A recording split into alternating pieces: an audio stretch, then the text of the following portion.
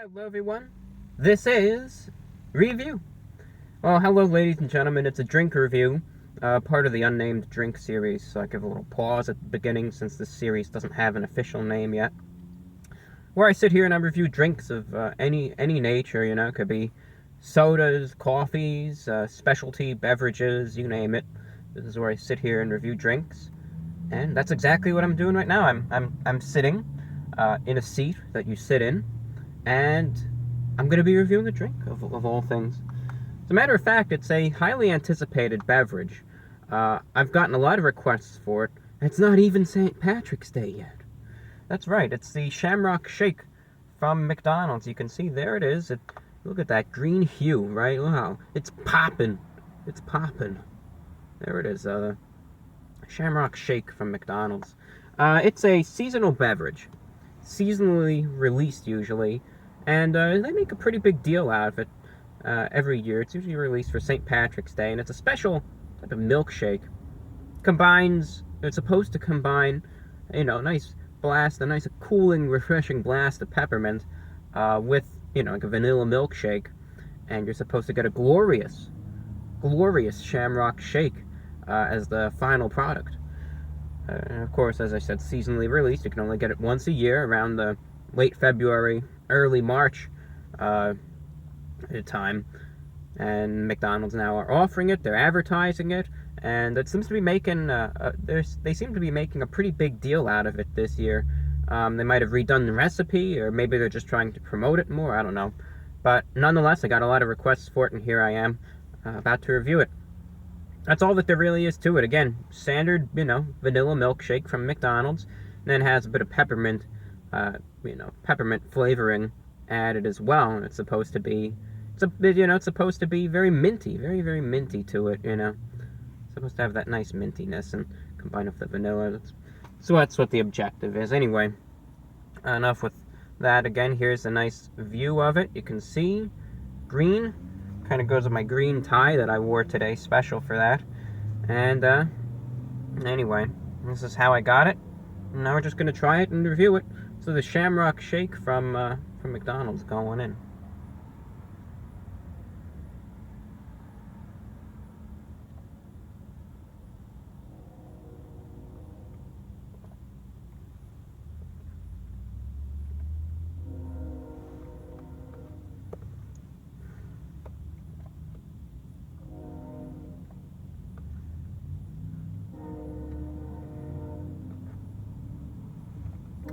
At least that train horn is giving you something to listen to while I drink this.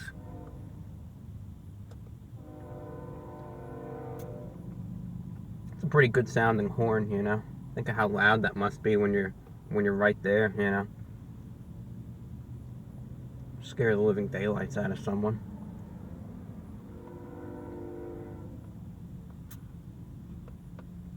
Alright, one more sip.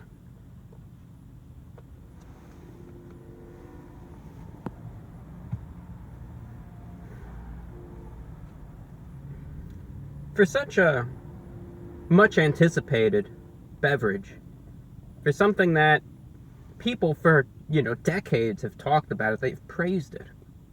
Try the Shamrock Shake. You're not going to regret it.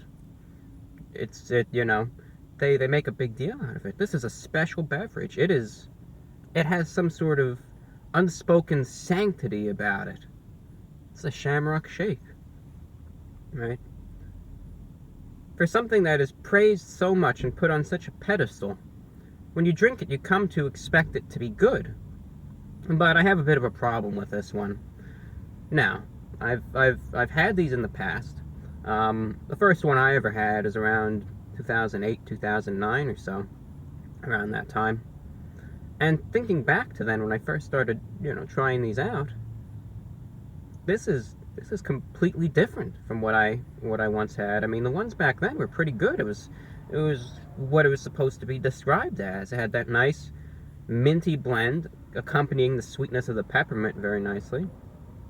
This one, I mean, they must have changed the recipe. They must have either said, hey, we're going to screw these people over and use cheaper ingredients and save some money. I don't know what they thought, but I think they really must have changed the recipe here, because this just isn't as good as I remember it at all.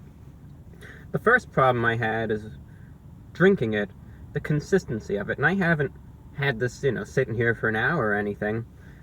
Most milkshakes that I like have drinkability, meaning you can get it through the straw with some ease, but at the same time has a little bit of a tug to it as well. It's like a good little mix of, has some of that, icy, ice cream type of consistency, but at the same time it's not too thick that you can't drink it. It has a nice smooth balance. This, on the other hand, is as if it's more of a liquid, has a tiny little bit of consistency, but not a lot. Very runny, and that's a little bit of a turn off to begin with. Well, that could just deal with, individual preparation. What does it taste like? Well, that's when my second problem really emerges here. I think it's, number one, way too sweet. Sometimes you have one of those drinks, you drink it, and the sweetness is just way too overpowering. It makes you just, I get some nice Starbucks ice water, and you gotta wash your mouth out to kind of dilute the taste, And that's pretty much how this is. It's that vanilla, that just sugariness of the vanilla in it is way too overpowering, way too sweet, and as I said, it's just overpowering. It ends up, the longer it sits in your mouth as an aftertaste in that regard, the more you say, I gotta get rid of this. It is too much. It's just too much. That's one problem. The second problem that I have, or is it the third problem now, whatever number problem it is, and this is the biggest one, comes down to the mintiness of it all. At first, that mintiness seems fairly pleasant. Well, that's not too bad. Then, as I said, the main problem, just like the last one, comes in the form of the aftertaste. You swallow it, you notice that sweetness, okay, that's the last of it. But then it's not. Then it just gets worse. What ends up happening is that mintiness, it just starts eroding away in a sense. And that pleasant mintiness turns more and more synthetic until it ends up getting this almost flowery type of texture. And while flowery kind of implies, hey, that sounds good, like nice pretty little flowers, that's wonderful. Think of flowery as just, you ever try a fragrance, whatever, a shampoo, a soap, air freshener, you name it, and it says it smells like flowers. You spray it, and it just smells chokingly overpowering, and it's, oh my god, I can't even breathe, That's what I mean by flowery in that regard. So horribly forced and synthetic that it is just completely unappealing. That's what I mean in that regard.